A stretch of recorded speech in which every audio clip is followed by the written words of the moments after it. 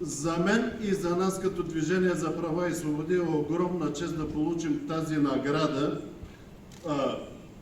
точно по темата за отношенията между България и Македония. For me and for MRF, it is extremely important that we receive this award exactly on the relations between Bulgaria and Macedonia.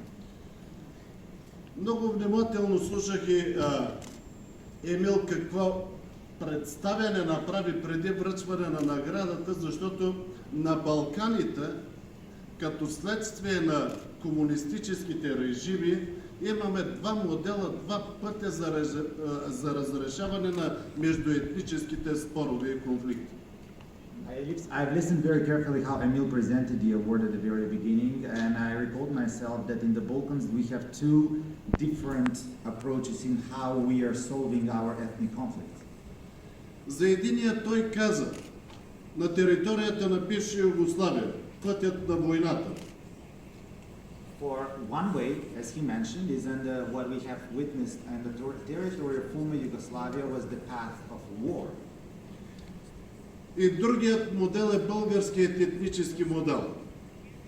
Независимо, че от 1964 година до 1989 година имаше опити за насилствена асимилация на мюсюлманите в България, с мирни протести 1989 година ние ускорихме падането на комунистическия режим в България, но веднага след това казахме не на реваншизма и направихме мирен преход от комунизъм към демокрация.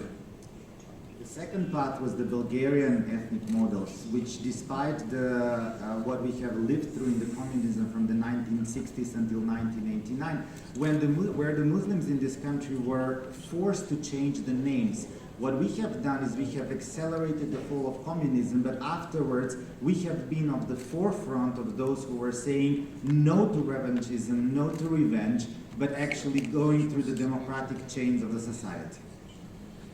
Благодарение на нашия почетен председател, който е архитекта на българския етнически модел, в нейната основа седи философията на заедността.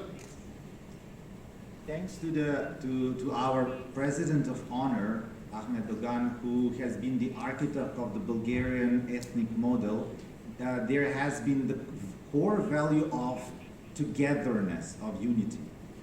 Различните да бъдем заедно, всеки да отстоява своето различие, своята идентичност, дори ако е необходимо на различния да му помагаме, да отстоява своята идентичност и пак да сме заедно и да градим общото ни бъдеще. So that we remain with all our difference, that we are different for who we are, but despite our differences, we should actually help each other to remain with our differences, but at the same time stay together, stay united.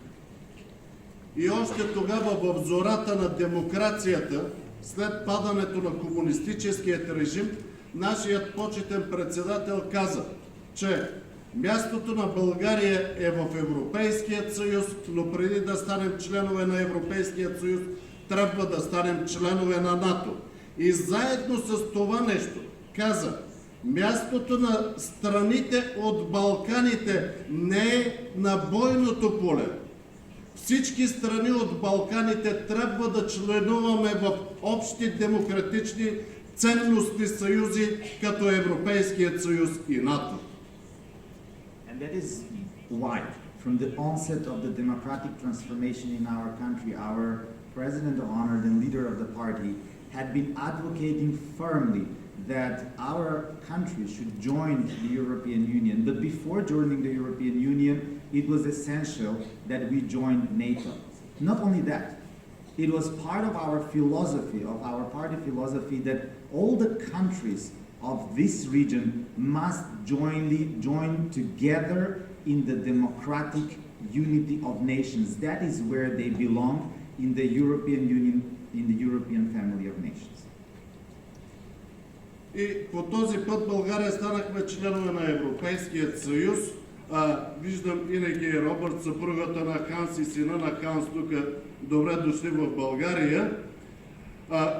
С Ханс ван Бален по-скоро мога да кажа, че той не само беше председател на АЛДЕ, той беше наш приятел, той беше приятел на Мустафа, той беше приятел на ДПС, той беше приятел на България, защото той беше единият от защитниците на демокрацията в България.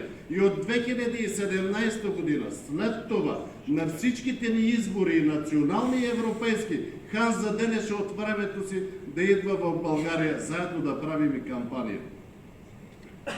That's how actually we joined the European Union. And speaking of that, speaking of the European Union, I'm delighted to see here Inek and Robert. Welcome to your family. I would like to recall Hans, who was not only our leader. Hans was a friend. Hans was friend of Mustapha. Hans was friend of MRF. Hans was friend of Bulgaria.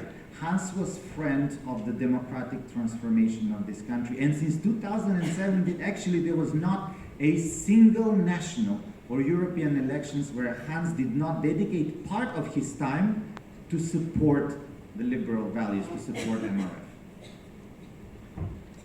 За което още веднъж искам и да благодаря в лицето на семейството, а от друга страна за конкретната награда за Македония. Много хора в България говореха различни неща, но говореха.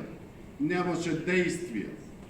Особено последната половин година, особено последната една година, България и Македония, благодарение на противопоставянето, стигнахме до едни много сложни отношения, включително и налагане на вето от България, но ние, Движението за права и свободи, направихме така, че сегашното, последното ни правителство, което падна само за 6 месеца, но много говореше за Македония, а нищо не правеше, показахме пътя, по който може да се решават проблемите с действия. И ние внесохме в Народното събрание на Република България вдигането на ветото за Република Северна Македония за членство в Европейския съюз. I'll try to translate this. Because there is translation. Okay, so Now we did listen to the interpretation. you cannot. Okay, fine. I'll translate. And thank you, Nick and Robert, for being here, for being inspiration to us, because that connects us to what we have been doing, especially on the topic with Macedonia, and concerning the difficult situation between the two countries, especially in the last 6 months, where there was a lot of countering of the two countries, conflict between the two countries that were instigated by the governments or by some politicians. We were the ones who actually tried to counter that by cooperation, by working together. And not only that, we have even presented laws in the parliament that would enhance the relations with Macedonia. И още веднъж бих искал да потвърдя пред Конгреса на Либералния интернационал, че и след 32 години демокрация в България, ние считаме, че страните от Балканите трябва да са членове на НАТО и на Европейския съюз и ние ще работим за това. And after 30 years since the democratic change in the country, I would like to reconfirm our firm position that the countries of the Western Balkans should be members of the European and NATO. That's where they belong, and that's what we are going to work on.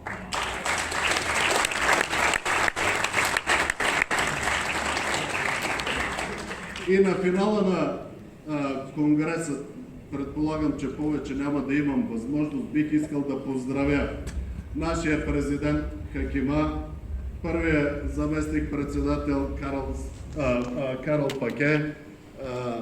Бих искал да поздравя всички кандидати, които не бяха избрани, защото и аз съм бил в ситуация да бъда кандидат и да не съм бил избиран.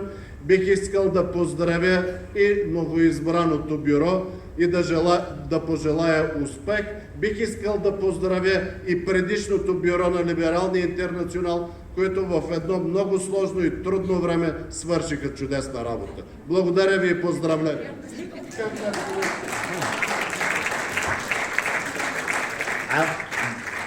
I'm not translating, I'm just saying I'll give you the bill for translation later on. And this is perhaps the last words that I have to say here at the closing, and I'm going to use the opportunity to congratulate Hakima, to congratulate Professor Paquet for your election, and to congratulate everybody who are standing for the elections, including those who are not elected. Let me share with you that I know how it is to participate in elections and not be elected, because I was in that position. And I would like to encourage everybody to continue being active. My warmest congratulations to everybody, to the current bureau who was elected, to the previous bureau who had done tremendous job in very difficult circumstances, and my warmest wishes to all of you. Now, let